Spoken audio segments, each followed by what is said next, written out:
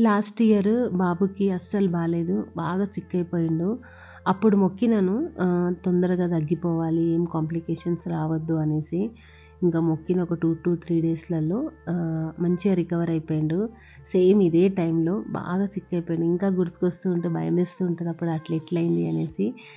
అయితే అప్పుడు మొక్కినాను సమ్మక్క సారలమ్మకి వాడంత బంగారం పెడతాను తొందరగా తగ్గిపోవాలనేసి.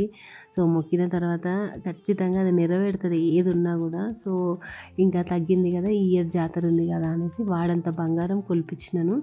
వాడి వెయిట్ వచ్చేసి 34 కేజీస్.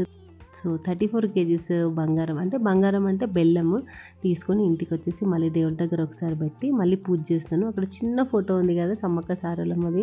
ఈసారి వెళ్ళినప్పుడు పెద్దది తెచ్చుకుందాం అనేసి అయితే ఇట్లా బంగారం మొత్తం దేవుడి దగ్గర పెట్టి మొక్కి మేమైతే మంచిగా స్టార్ట్ అయిపోయాము. ఏదైతే ముందట దేవుడి దగ్గర పెట్టినామో అది తీసుకొని వెళ్ళాలి.